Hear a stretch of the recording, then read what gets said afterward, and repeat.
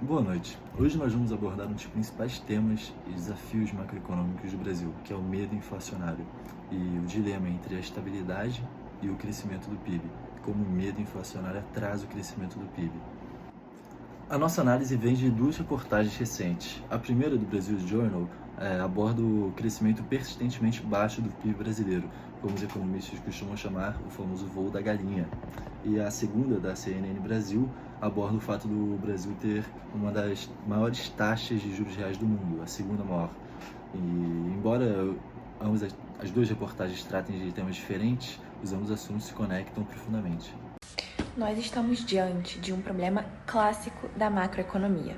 Como equilibrar o controle da inflação com a necessidade urgente de também estimular o crescimento?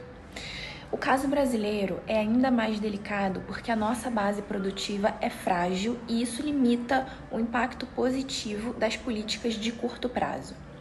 Para começar, a gente vai analisar o nosso primeiro ponto, a produtividade.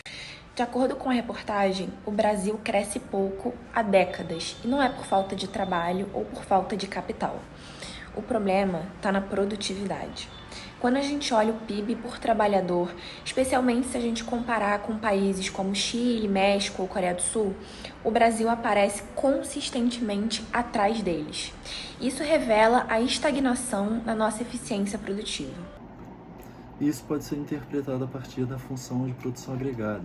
Mesmo com avanços pontuais no capital físico e humano, a produtividade total dos fatores não aumenta. Então não importa, a gente pode crescer o quanto puder do crescimento do capital físico e humano, se a gente não aumentar a eficácia, a eficiência dos fatores, não vai dar certo. E por que essa produtividade total dos fatores não aumenta?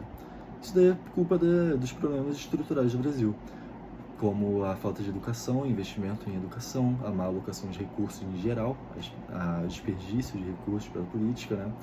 E o Brainscape, que faz faltar inovações tecnológicas nas ciências por conta da falta de investimento na educação.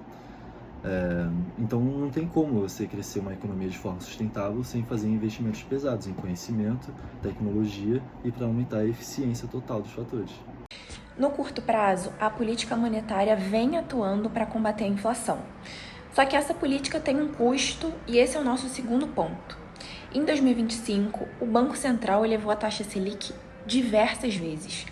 E o resultado foi que o Brasil passou a ter uma segunda maior taxa de juro real do mundo, superando 9% ao ano. E o problema disso é que juros muito altos afetam exatamente o que a gente precisa para fazer uma economia girar, que é o consumo e o investimento. Juros mais altos fazem com que famílias fiquem reticentes a consumir e empresas fiquem reticentes e posterguem, poupem mais para fazerem seus investimentos, o que faz com que o governo tenha mais dificuldades para rolar sua dívida, complementando ainda mais seu espaço fiscal. O gráfico que acompanha a segunda reportagem mostra claramente essa dinâmica.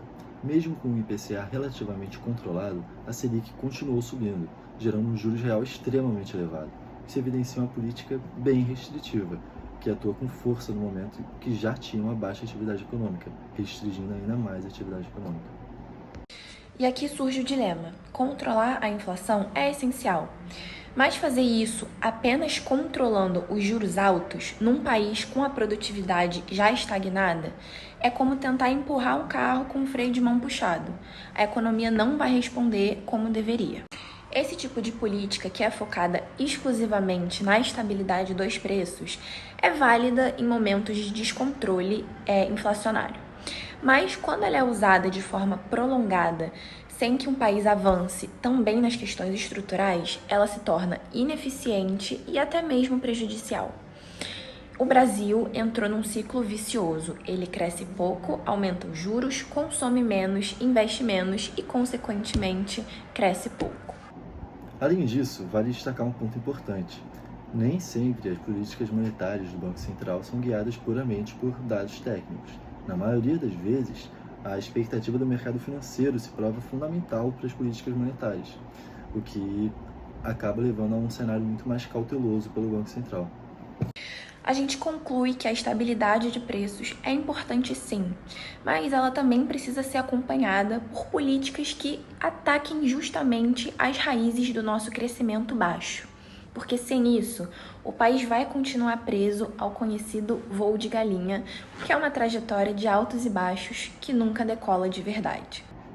Então, para concluir, o que nós mostramos aqui é que esses dois fenômenos analisados, o baixo crescimento do PIB e a alta taxa de juros reais, não são problemas isolados para a economia brasileira, e sim problemas macroeconômicos que se alimentam mutuamente. Então, o maior desafio do Brasil seria justamente romper com esse ciclo. A consequência disso tudo é muito clara: a economia segue travada.